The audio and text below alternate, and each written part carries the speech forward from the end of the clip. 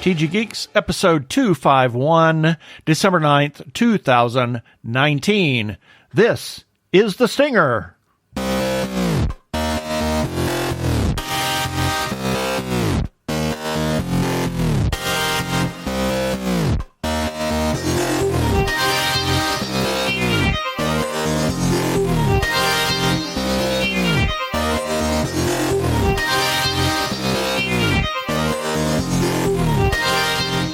Hello and welcome to another webcast from tggeeks.com, where Ben and Keith, the two gay geeks, talk about all aspects of geekdom and nerdery, sci-fi, comics, film, horror, genre, you name it, we talk about it. I'm Keith Lane. We're coming to you from TG Squared Studios in lovely Phoenix, Arizona, where it rained again last night. What the heck is this? This is the desert!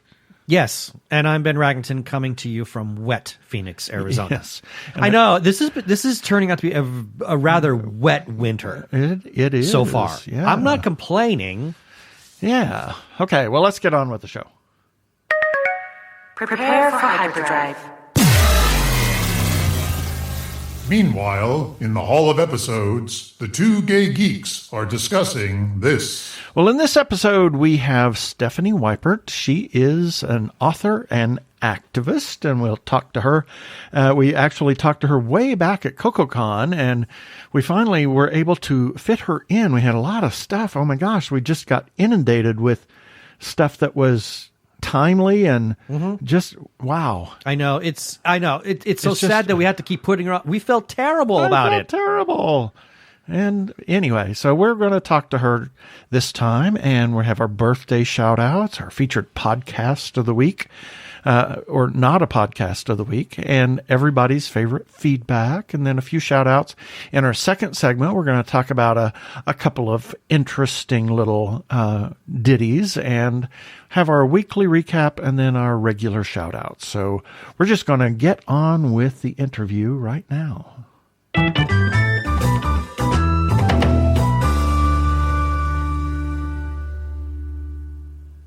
And this time we welcome to the mic Stephanie L. Weippert, who she doesn't like to be called Weippert, so don't call her Weippert. It's Weippert. He had to put that in there. We have to call her properly, Weippert.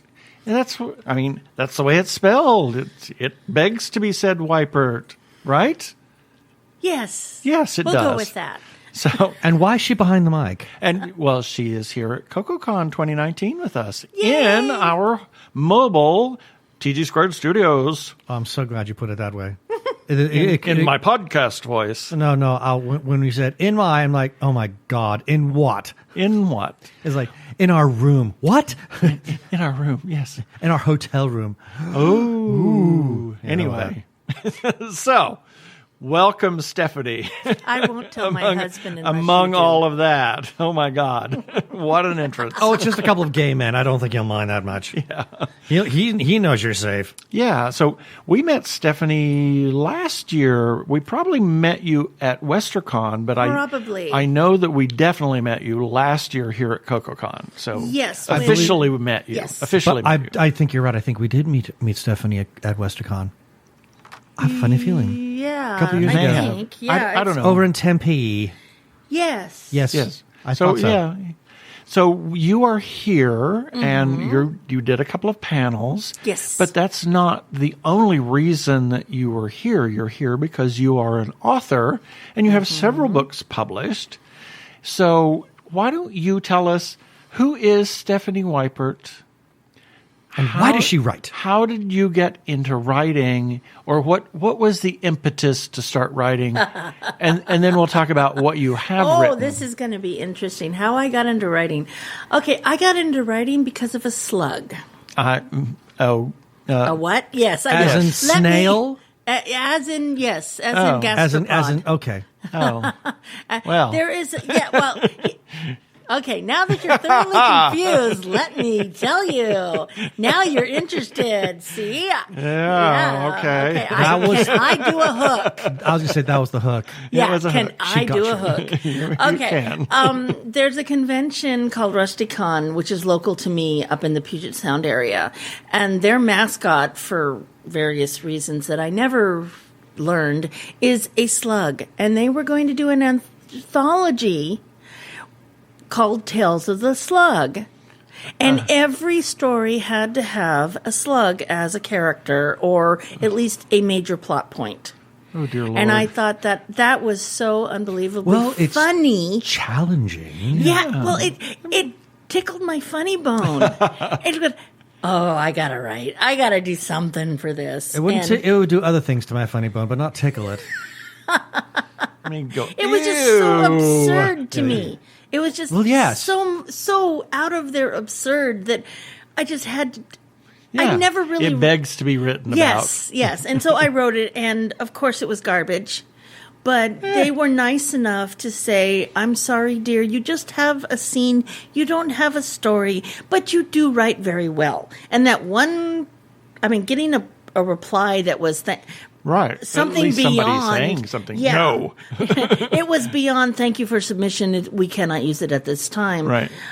It was beyond that, and they complimented me, and it's like, oh, hey, maybe I can write. And so I started, and it took me, 6 years of learning this skill. I mean, this isn't something that you pick up.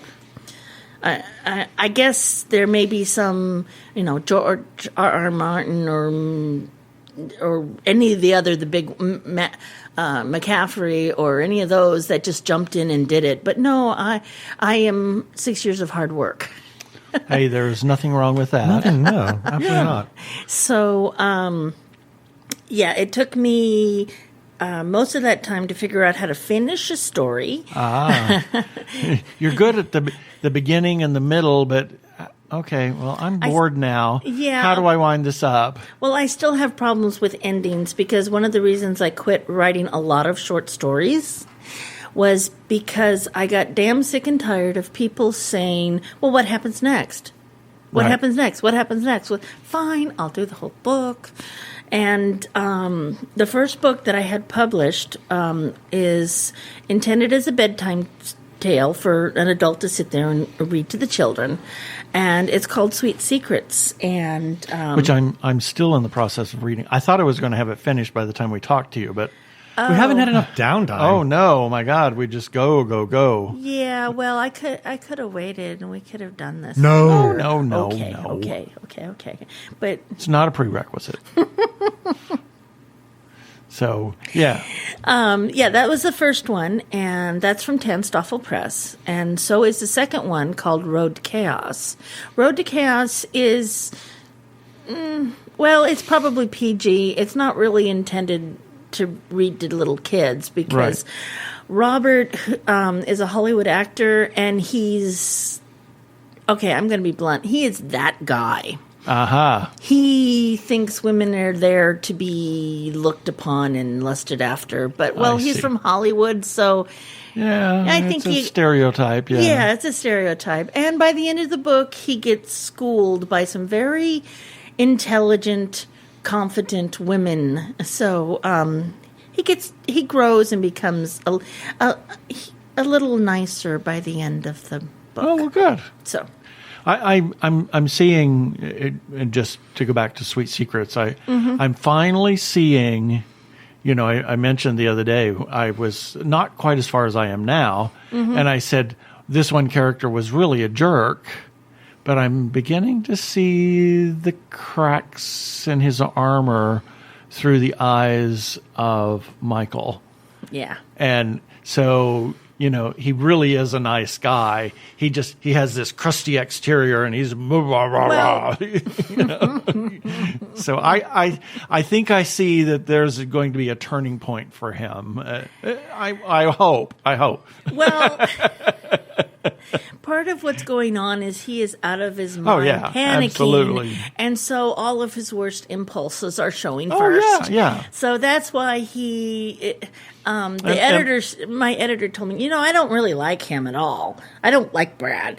And he goes, well, you don't have to like him. Right. Is he believable? Right. Well, yeah. Yeah, exactly. Well, not every character in a book is supposed to be likable. Yeah. Well, why not? Well, good grief. With the number of books that I've read, I've read quite a few characters that I thought would become utterly loathsome. But the fact that you can buy into the character, that's the important part, because I find that if I cannot believe in who I am reading about, then I'm lost. So, but yeah, you're right. As long as the character is believable, I can invest some kind of energy into it. Yeah, I'm sure there will be people who dislike Robert in Road to Chaos, too, because he's such a jerk at the beginning. Right. He's an arrogant jerk that wants him to go away so he can get back to his career. But he does grow and evolve and get better. And as you said, even as a stereotype, I still believe that Robert could exist as well. Right. Even with his misogynistic tendencies. Right. So what would you define as your style of writing or your genre? Because it appears that Sweet Secrets is so opposed to Road to Chaos. Well, not really opposed, but there's... Okay, Sweet Secrets is G-rated. Right. Road to Chaos is PG-rated. So I sense a scale. Yes. And then your next one's going to be R. And then you have...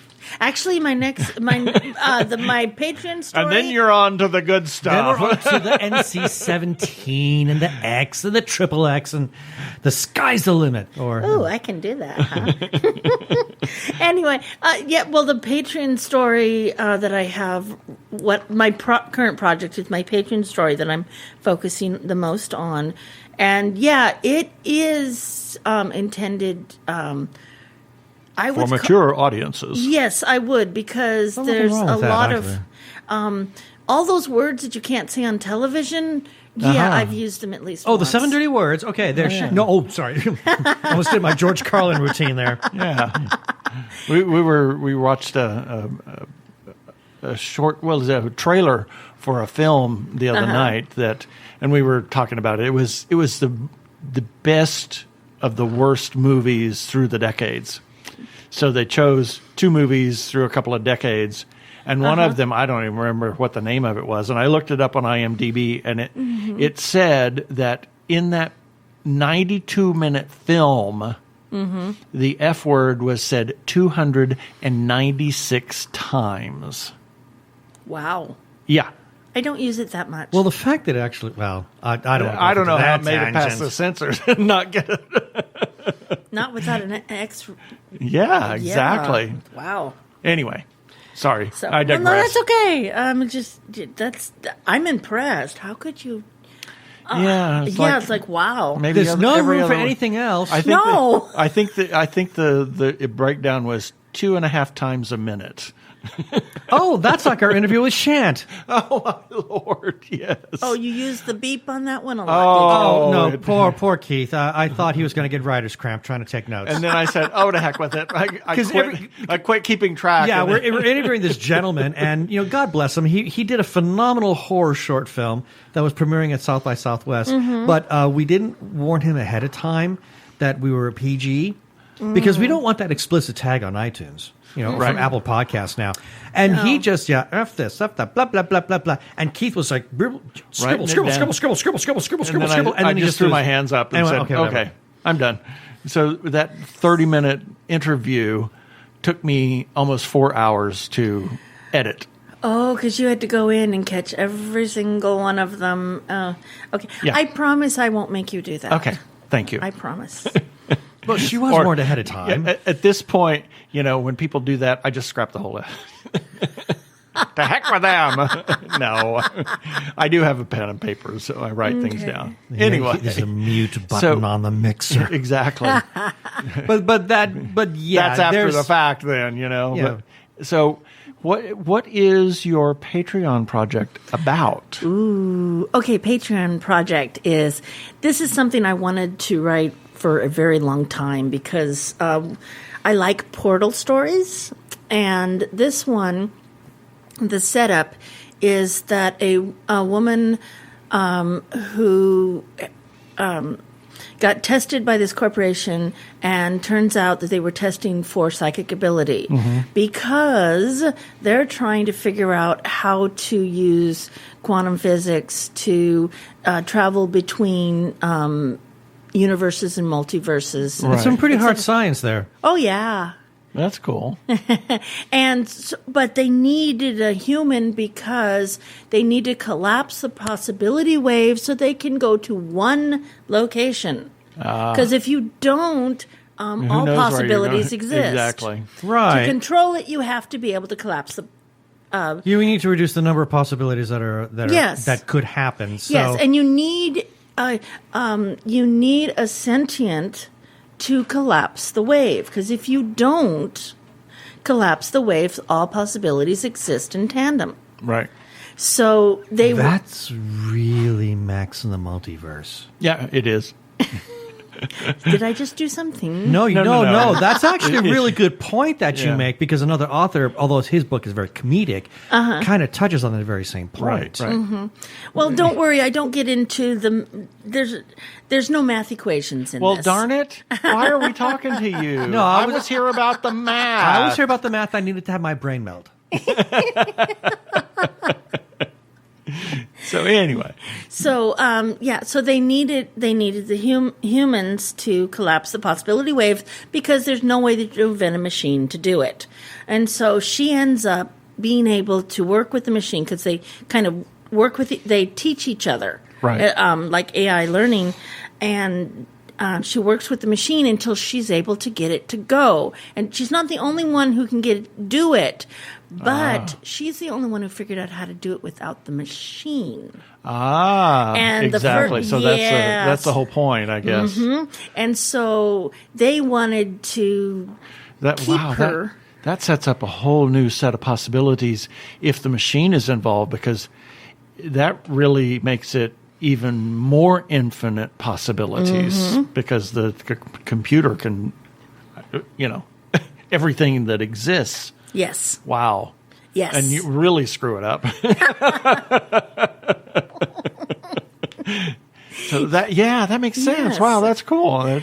Yeah. So I'm explaining. I've got getting these concepts, and from I watch I have a subscription to Curiosity Stream, and I watch a lot of their physics. Well, I was going to ask. I mean, that is a very, very heady science fiction concept. Yeah, I mean, the multiverse is less than 100 years old now. Right. I mean, that But concept. I mean, the idea of the multiverse. I mean, the fact that we've been looking at, science fiction authors. I mean, Jeannie Koch has been writing about it too a little bit. I mean, she's hinting at it in her books.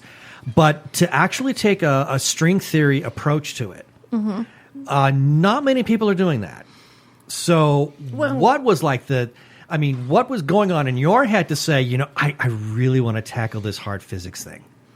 That's not something that a lot of people want to do. Maybe a hardcore scientist would do something like that just for the fun of it. Do you remember a few minutes ago I mentioned that one of my hobbies was string theory? Yeah, but they didn't hear that. Oh, they didn't hear that. Yeah. Oh, that's why you're asking. Right. Okay. Yeah, the listeners didn't hear that. Sorry. Yeah. It was a previous conversation. Yeah, Yeah. this is when they were in telling a previous part of the previous reality, multi-universe. yeah. Yes. Okay, so I apologize for the confusion. No worries. Yes. So what it is that has fascinated me, the quantum physics realm, that every kind of like the way lightning goes. You've seen the pictures of lightning, and it's not Right. just touching the ground; it's got tendrils Right. going out the other, because that's how electricity works. It tries all possibilities at the Right. same time, and the one that connects, the one that they can go through, that's collapsing the possibility wave, and that's the way it goes. And that's the remainder of some of the main trunks in the lightning, because I it's see. trying all of the possibilities until Right. it connects, and so the electrons can flow. Right. And then it explodes. Yes, and then it strikes. Yeah. It balances out the Whether it finds a human or a tree or whatever.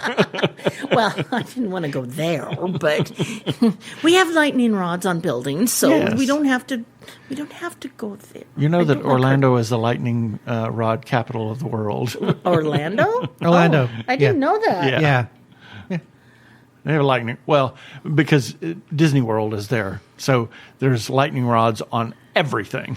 Oh yeah, well they'd have to be because. And we were standing out in them just underneath some shelter as a lightning strike hit the building right across from us. It was quite loud. It's quite the experience. Oh, that sounds And they cool. have gondolas now that go. Okay, but that's another story. That's another story. Yeah. Even more fodder for the lightning. It's a new ride. Be struck by lightning. And don't sue us. Well, that's just an example of the concept. Right, exactly. Somebody who really is a PhD in particle physics may write you later and go, no, that doesn't really work that way. Blah, blah, blah, blah, blah. And it's, okay, I am just a hobbyist. It's a concept. It's a It's just a concept. Well, And but that's how people learn. Well, Yeah. but this is also science fiction. I mean, good grief. I mean, it's not science fiction. I have no response for that. I was thinking faction. Oh, are you building a faction? I'd join. Yeah, there you go. Science for the win. Well, I had no problem with that. But Science. Thank you, Thomas Dolby. But again, this is just a novel. I mean, it's like when you're watching a television show, or sometimes I'm big Star Trek fan, and many times we'll see something that's on the telly and watching a Star Trek episode, but they can't do that, and I'm saying, yeah, it's a TV show. It's a TV show. Same thing That's with a why book. they have technobabble. Yeah, I mean, Yes. it's like so if some scientist is going to get their knickers in a knot, well, that's on them. Well, you said it's a concept, and that's how people learn how something works. Is you have to conceptualize it for them to be able to understand. And because I teach people how to use software, and Oh, so you poor thing. I have 12 different ways to explain everything. Just in case somebody learns in a different way than most people, then I can explain it and say, this is what you have to do. So I have to tip my hat to anybody who can teach other people because I can't. I can have a great conversation. I can explain things to you, but when I have to teach you something, it just all falls apart, and I get frustrated, and not my skill. I would rather just write these things down so that people like you can go and say, okay, this is how she explains it. If you don't understand it, this is. So thank you for teaching other. So just then the portal, what are they trying to do with this portal? What is it that they're doing? The portal. Okay, What's the premise? She's been doing this for a while. Right. Okay, so she has established worlds that she likes. But she okay. has to come back to her birth world after the maximum of 5 days because her atoms are not in tune. No, they vibrate on a different frequency. Does she Yes. does she have to go into a box during the daytime? And No. Okay. She just has to go back to her birth world. In other words, she's out of tune. I with the know. universe she's I'm in. just being a goofball. Yeah. So she has to come back, but this is where the corporation is trying to catch her. So she has to come back and put herself in danger every 5 days. I see. So she's always in peril. But it starts with a bounty hunter that gets contracted to move this comatose person from point A to point B. And she's the comatose person. They happen to get a hold of her one time, and they're keeping her comatose until they get her wherever they want her. And, well, what happens is that he's a bounty hunter, not a doctor, and he screws up and waits too late to give her her next dose. I'm a doctor, not a bounty hunter. Yeah. Yeah. And she... Sorry. breaking my train of thought isn't the nicest thing to do. But that's us. What I do. It's what we do. Okay, fine. So the bounty hunter. Yes, the bounty hunter. He gets back there to give her her medicine, and her eyes open, and she falls backwards through the gurney in the vehicle that they're in, and he's going, "Oh my God!"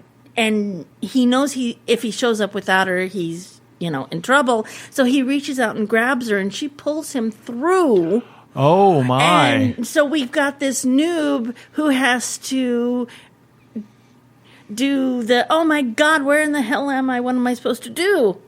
Oh, will you have to beep that one? No. Okay. No, that's fine. That's fine. No, that sounds fascinating. Yeah.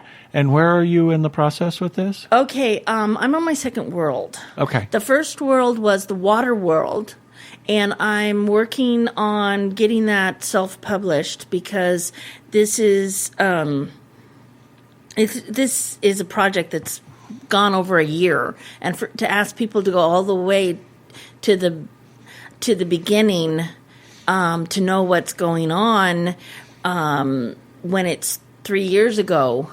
Right. I've got to help. I got to do something. Right. So I'm going to have the first part. World Skipper is the title of it, and the volume 1's going to be Water World, because this is a world where the ice caps are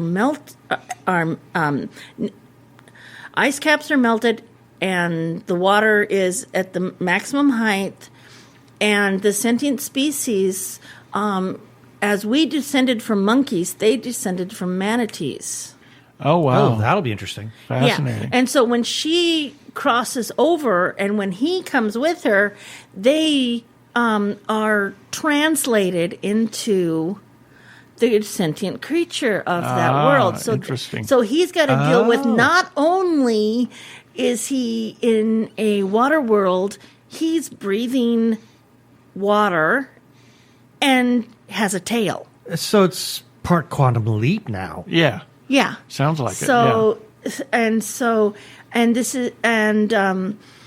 got to learn the culture, and she knows everybody here, and she's well established. Who is this guy? Well, her name in the water world is Sophania. That's her name because it's more. I figured since they were in a world of water, they really can't use electricity, Right. Because water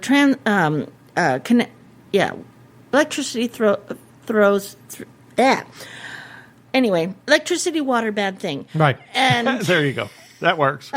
That's So- a good concept there. if all else fails, make it simple. Exactly. Okay, and then so they are at a lower technological scale. So I borrowed some of the things that used to be done in the old Greek and Roman culture, Right. to try to make sure I didn't, do something that would totally throw readers out of the book, which is part of my Right. thing. I want people to keep reading, please. Well, Yes, with absolutely. all of that, so because we're running up against the clock, Okay. so people really need to be checking out that story of yours now. Well, as well as our other stuff. Okay. So, let's talk about the other stuff first. Now, if people want to learn about your previous work, how can they find out about that? Where you published, social media, Okay. etc. All right. I am published through Tanstoffel Press, which, if there's any Highline fans listening, I think it's Highline. There ain't no such thing as a free lunch. Yeah, Yeah, sounds it's thatpress.com. I'm also on Amazon. Okay. And I'm also, and I didn't even get to this, but I have I'm in two anthologies from B Cubed Press, and they have their political anthology series of alternative truths. So they have alternative truths, more alternative truths, and After the Orange and Endgame, and there's several more in the works.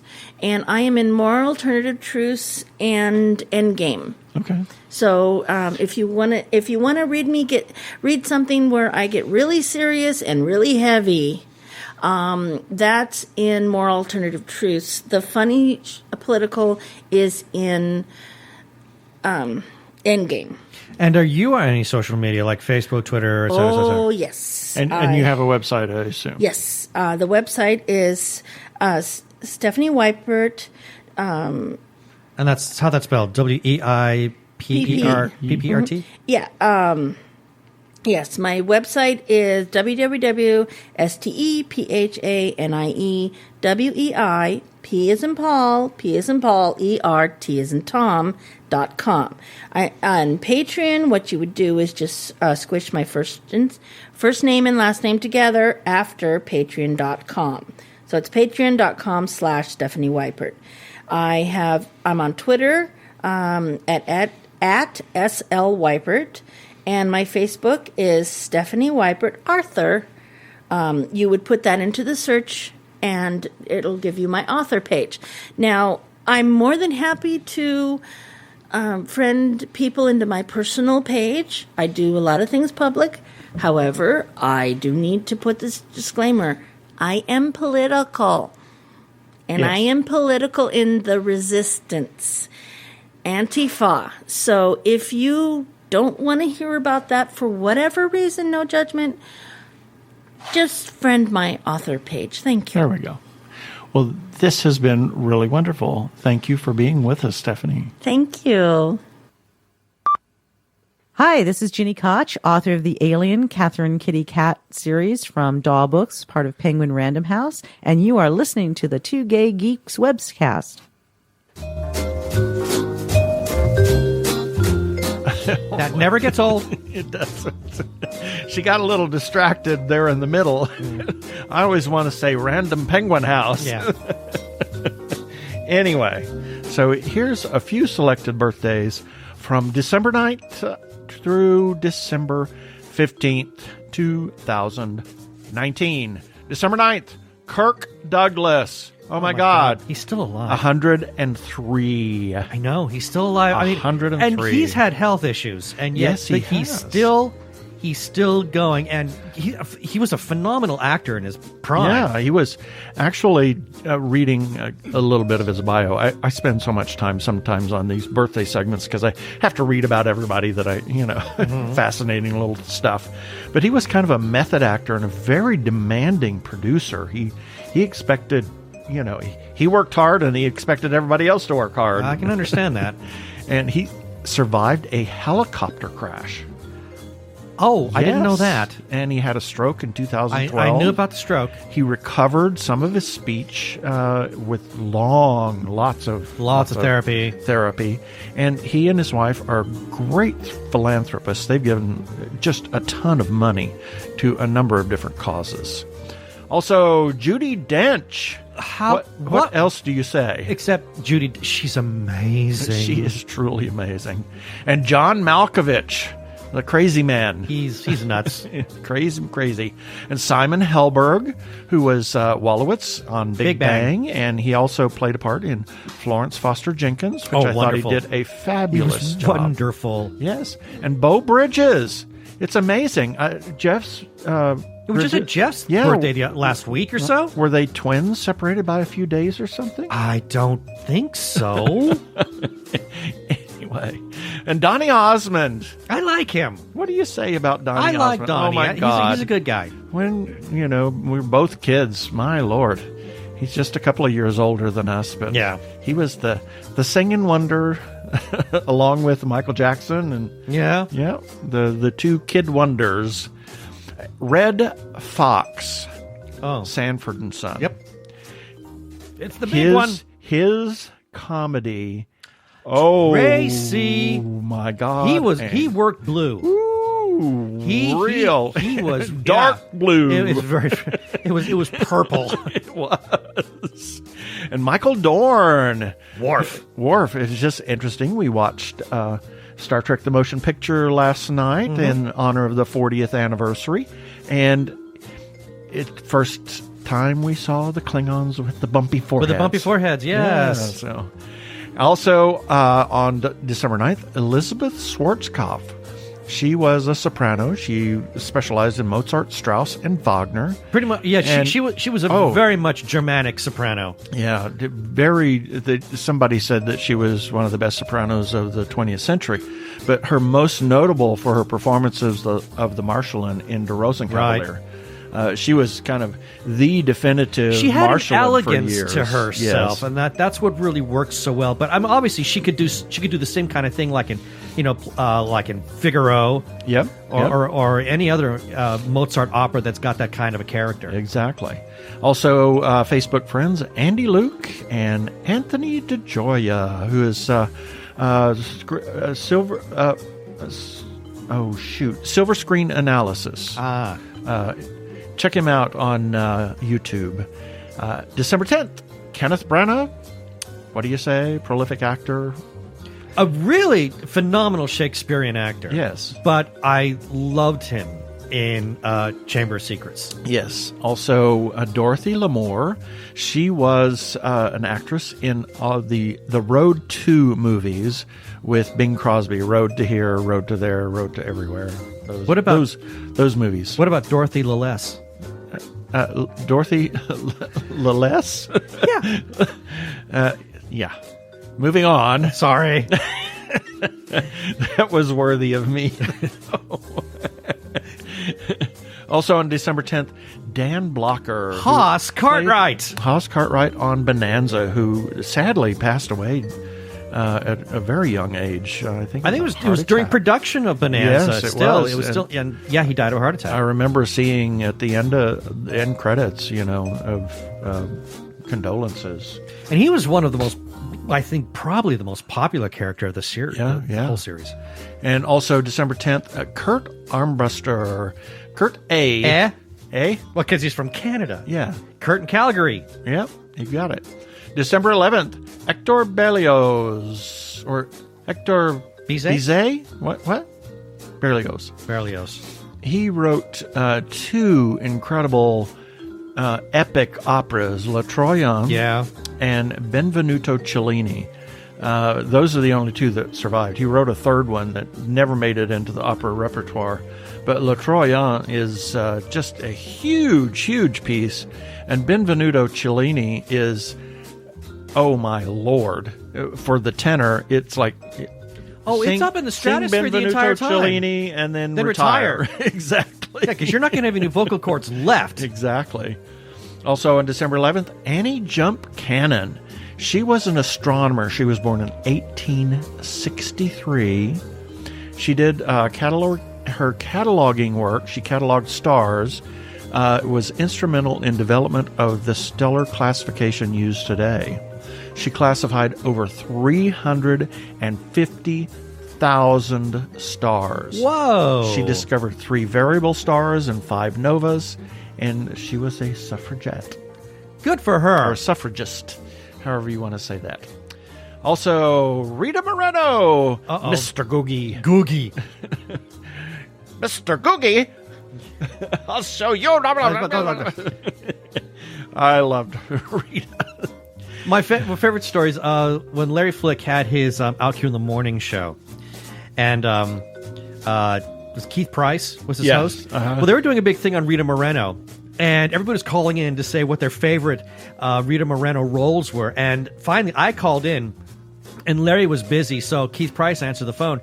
And we chatted, and I said, no one has mentioned the Ritz. And he said, oh, Googie. Who doesn't love Googie? Yes. If you haven't seen The Ritz, you have must. Oh, my God. What a scream. That movie is hilarious. It's one gag after another. Just constant.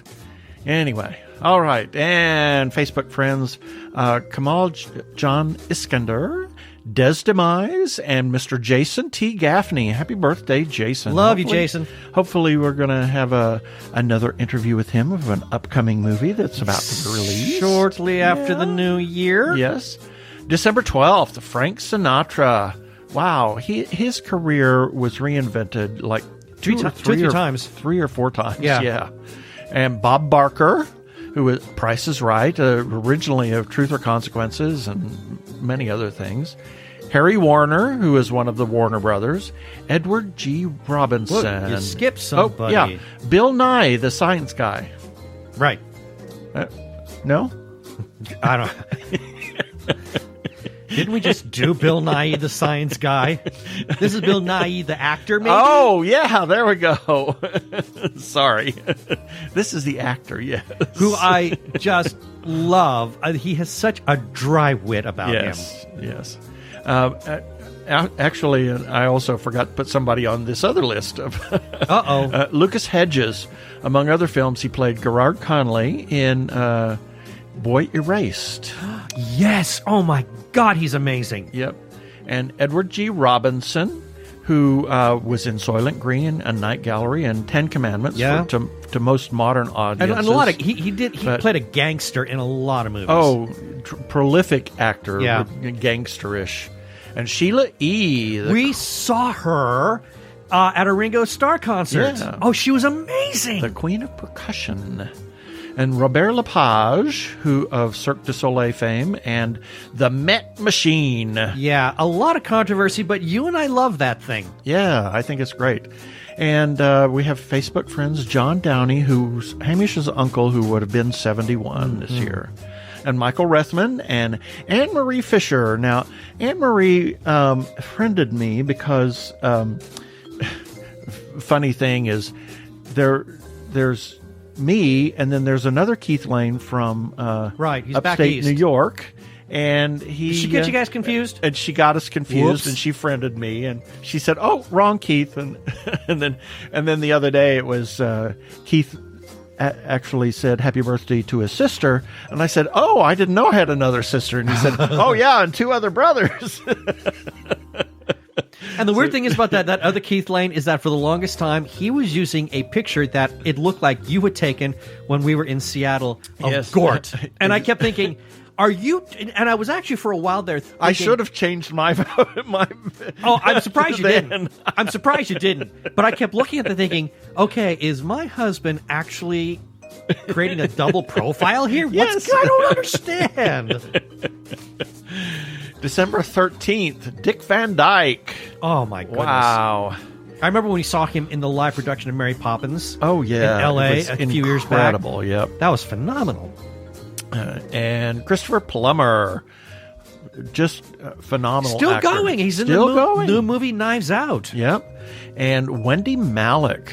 Wow, she's a prolific actress and done so many different parts. Oh, my gosh. And Patty Duke. Oh, wait, you forgot. Whoops, where'd I go? Tony Curran, sorry. Tony Curran. Oh, Tony Curran. Oh, Doctor my Who God, and Doctor Who. Defiance. Yep. He was so amazing in that Doctor Who episode as Van Gogh. Yep, he was. December 14th, Nostradamus, the chronicler of the end times. Multiple times. Yeah, and all forever. the quatrains. You figure them out. Exactly. And Frances Bavier, Aunt Bee. Ah, okay. And she did a lot of other things, but most famous for Aunt Bee. Although when I think of her now, I go to the day the Earth stood still. Yeah, well, that's true. Exactly. And Patty Duke, actress, mother of Sean Astin. She, wow, you should see her credits. It's just unbelievable. She was a fantastic actress. Yes. Fantastic. And she was diagnosed with bipolar disease in 1982, and she advocated for and educated the public on mental health awareness. And Dee Wallace, who we had an opportunity. I know, but it didn't work out. It didn't work out. We just couldn't make it work. Yep. And a friend of mine, Cheryl Turner McKee. December 15th, Gustave Eiffel. You know, he's named after a tower. He is. It's a fact. It's a fact. And also he had something to do with something here in the States. Oh. The Statue of Liberty. The Statue of Liberty, of course. Yes. Tim Conway. What do you say about Tim Conway? Master of improv. Yep. And Charlie Cox, Daredevil. Right. And Freeman Dyson. Physicist. A physicist. He theorized the Dyson sphere. Exactly. Which is fascinating. Made an appearance in Star Trek episode. The episode Relics. Yep. and Michael Shanks. I love him. We actually got to interview his wife when we were on Slice. Michael Shanks? Michael Shanks' wife. Or Freeman Dyson?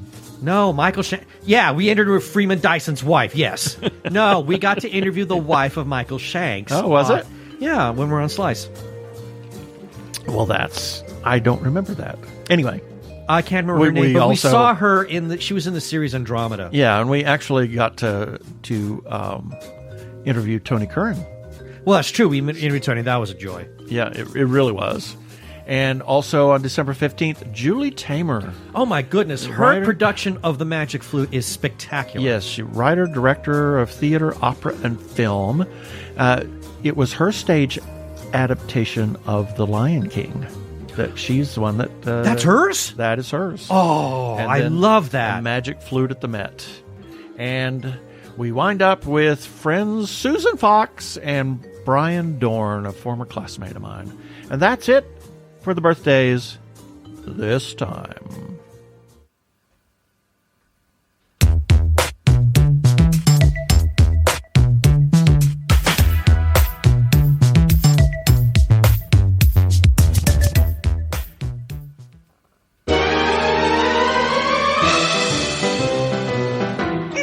This is Pinky here.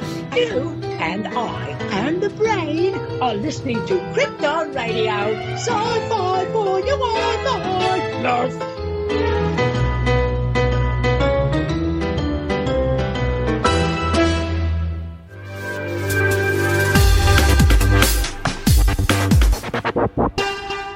Go give a listen to our friends over at Krypton Radio. It's not a podcast. It's not a podcast. But they are a 24-hour geeky internet radio station that features a number of shows, including ours at 3 a.m. and 3 p.m. Pacific time on Tuesdays.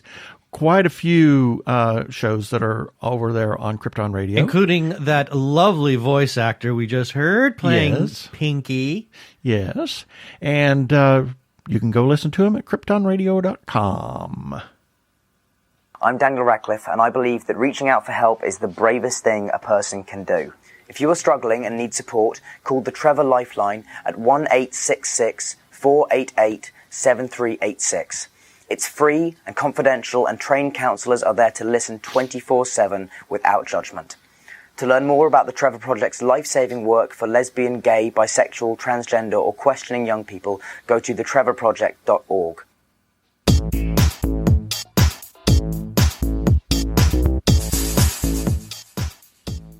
Well, we got some feedback we need to get through. So, starting off with, this is regarding an article that we ran. Get spooky with Halloween, Universal Monsters, Joe Bob Briggs apparel available now at frightrags.com. And I should point out that we're going to have the links for all of these articles that we're going to talk about in the show notes for this episode at tggeeks.com. And we got a comment from good friend Corey Nelson. She says, oh my God, I remember Joe Bob Briggs. What a blast from the past. Thank you for sharing that. There are t-shirts about him available. Yeah, Joe Bob Briggs, his show was a hoot. I loved it. He's right up there with, oh God, what's her name? Vampira. Not Vampira. Vampira. But you know who I'm talking about. Yeah. I want to say Cruella, but I know that's not it. Yeah. Her, yeah. Mistress of the Night. Yes. Yes. Elvira, there we go. Empira. Yeah, Empira. Yeah, that's it. Moving right along, this is in regard. How many ways can we ruin this one? Up? Oh, watch me. I'll find them. So this is regarding episode 2G Geeks episode number 247, and we got this comment from Hamishira Downey area. There we go. See, I can do that. No, from Hamish Downey. He said that he loves the way. I love the way you support local arts and charities. Well, thank you, Hamish. We're glad. Now, I love how sometimes old articles come back. Oh my, yes. This is 3 years old, people. This is a review for the movie Blair Witch. I called it, it said it's a nauseating ride of terror. And I got a comment from Paul Lloyd, who saw the review, and he says, really? Because it was less shaky than most found footage movies about. Barely noticed it. Wow. I literally had to look at the floor because I was about to vomit. I'm not joking. And then to close it all off, this is regarding 5 questions with Sydney Wood. This is something that Hamish Downey does. He alternates this with his news sushi. And we got a comment from Sydney Wood on Instagram. And he says, awesome. Thank you, Hamish. And that is our feedback for this week. And you can leave a comment on our Facebook page, or you can comment on our YouTube episodes, on Twitter, Instagram, or any place else that you find us. There is a comment section, or at tggeeks.com. And you can receive a shout out on a future episode. We also have a listener feedback line where if you leave us a voicemail, you can be famous too, just like us, for our 2 seconds of fame. The voicemail is lonely. We'll play your voicemail on air. Call 469-TG-GEEKS. That is 469-844-3357. And as always, please play nice.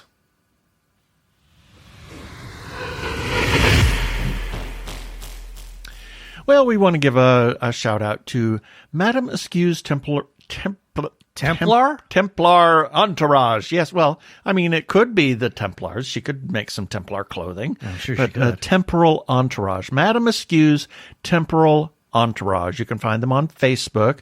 Madame Askew is a charming and cheeky mistress and designer / teacher of steampunk fashion.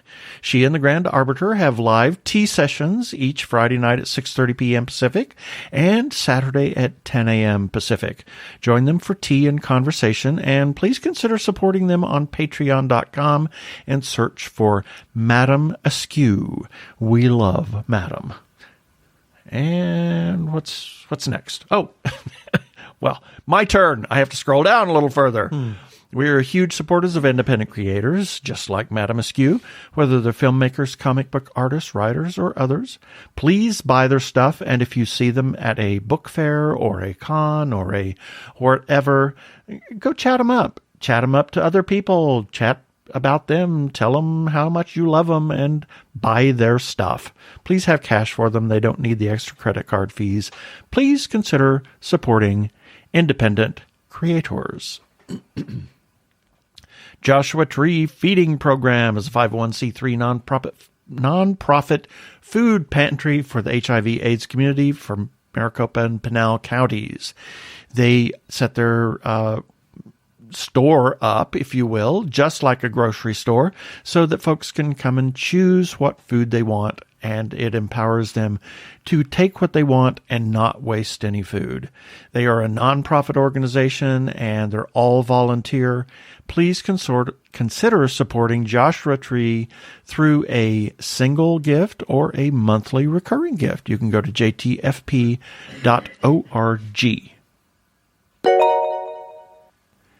If you are trans or are questioning your gender identity, and if you are in crisis or are feeling isolated and need someone to talk to, or you know of someone in a similar situation, there is a special hotline just for you.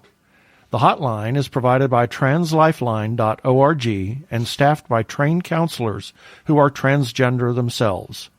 The hotline in the U.S. is 877-565-8860. In Canada, it is 877-330-6366. Or you can go to translifeline.org to learn about the important work they are doing. Please reach out for help. You are not alone. Yeah, baby. They're like two gay geeks. They're together, you know. They're two gay guys and they're geeks. Is that okay?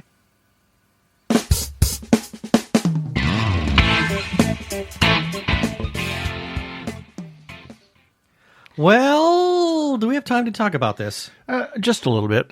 We've been kind of exploring Disney Plus. I'm loving Disney Plus. I think my we spend gosh. more time on that service than any place else right now. Right now, yeah. I mean, there's all kinds of wonderful things. The And Mandalorian. every Friday, there's some. I mean, there's the holy trinity. You get the Mandalorian. You get The World According to Jeff Goldblum. Holy crap! Oh my God, what a crazy thing that is! And Imagineering. Yep, and the Imagineering. And we also just had watched a YouTube walkthrough, a couple of YouTube walkthroughs of the new Rise of the Resistance ride. It's over at Disney Studios in Florida right now, and next month we'll be coming to Anaheim. Yeah, it looked fascinating. I would say this. It was really good. There were only a couple of moments that were questionable. Right. But the rest of it, I thought very, very well done. Really looked amazing. I mean, that is probably one of the biggest show buildings I've ever seen. Oh my gosh, yeah. And the fact that it is like a 2-tier ride system, in my opinion. I mean, even though they say the official ride doesn't happen until you get into this little mobile card that you've been seeing all the social media. No, the ride begins much earlier than that, in my opinion. Yeah. You know, and that's when you're trying to escape the planet Batu. And from then on, it's just you're on the ride. That's all there is to it. Even when you're walking, you're on the ride. Yep. And I will say that it looked really, really good. I hoped for a little more blurring of the lines, but from what I saw, it still looked pretty amazing. Yep. And now let's do our weekly recap.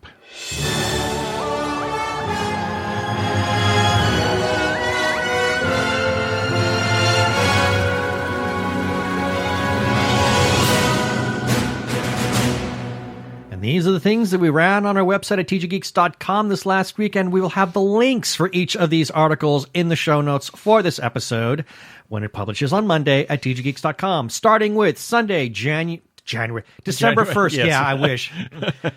December 1st, Dr. Zombie, Monster Family Physician number 77. On Monday the 2nd, TG Geeks episode 250. That was with Jeannie Koch, people. Listen to it. It's great. Yep. And then we kicked off our Christmas or holiday season. Well, in a way. I mean, we kind of Yeah. did on Thanksgiving with the Mad About You Frasier stuff, but now comes the actual Christmas stuff. Yep. Because on Tuesday, December 3rd, Nightmare Before Christmas, Genie's Christmas Classics. On Wednesday the 4th, Ben revisits Christmas with the Cranks. Then we take a little bit of a detour. On Thursday the 5th, Ben's breakdown, The Aeronauts, sometimes soars, but sometimes is a lead balloon. This is a movie that's in theaters now and is coming to Amazon Prime Video. And then on Friday the 6th, News Sushi number 89, Morsels of News from Japan and Beyond, all from Hamish Downey.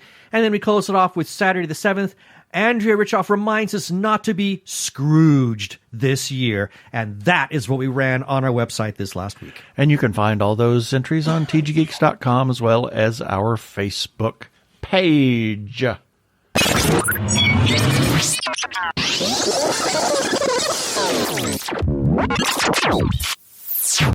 Have to give some shout-outs to a few people for republishing our content. First, the Arkle Times Post-Dispatch News. That, as I said, republishes our content from time to time and is put up by the Human Arkle, although now I think he calls himself the Winter Solstice Human Arkle, I think, on Twitter. Let's see. It's Brian Weber. But in any case, you can find him by going to Twitter and searching at Arkle, A-R-K-L-E. And then he's also on YouTube. You can find him by going to Arkle Studios. The Winter Solstice Arkle. The Winter Solstice Arkle. Got it. Anyway, yes, the Winter Solstice Arkle on YouTube is Arkle Studios, and he sometime wrapped up Shameless Cash Grab Season 3. You can see all those movies, and he's currently playing Star Trek Online. Yes. Check it out. Yeah. So, yeah, you can find that by going to youtube.com/Arkle Studios. And we have to give some Facebook groups. Oh boy. Neither one of us can talk today. Well, you can't say you've got Joshua Tweet. Joshua Tweet program. And I've got Facebook Goops. Yes. Yuck. That sounds disgusting. The goopy Facebook. Yeah, the goopy book of face. First, to Gay Geeks After Hours. Big thanks to the moderators for literally saying that we could share away. Their URL is facebook.com/group/Gay Geeks After Hours. And then to The Gay Geek for also allowing us to share our lovely stuff on their page. Their URL is facebook.com/groups/The Gay Geek. And we must give special thanks to their high imperial moderator, Jeremiah Reeves. Thank you, Jeremiah. And we can be found, as always, on Spotify, TuneIn, Stitcher, as well as where other fine podcasts can be found. Also, check us out on Krypton Radio, 3 a.m. and 3 p.m. Pacific Time on Tuesdays, and listen to their other content. They are a geeky 24-hour internet radio station. Please rate us and review us on iTunes, and don't forget to subscribe to our YouTube channel. And speaking of the YouTube channel, you can go there and you can listen to us and surf the web instead of streaming directly from our Right. website, you can do that. I mean, either way. But that is a way people have found that it's easy to do. You can surf the rest of the web and you can listen to us while you're surfing. I know that some people actually use the YouTube app on their mobile device and listen to it that way. And that way they can stream it in the car and do all kinds of things. Right. So it's wonderful.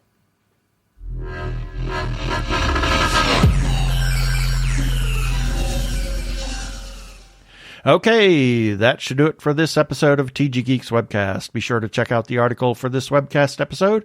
We'll have several links on the page, and remember, you can comment on our Facebook page or our website, tggeeks.com. Or you can leave us a voicemail at 469 TG Geeks, that is 469-844-3357 from TG Squared Studios. I'm Keith Lane. Thanks for listening. Please be kind to yourself and others. Peace. Cheers.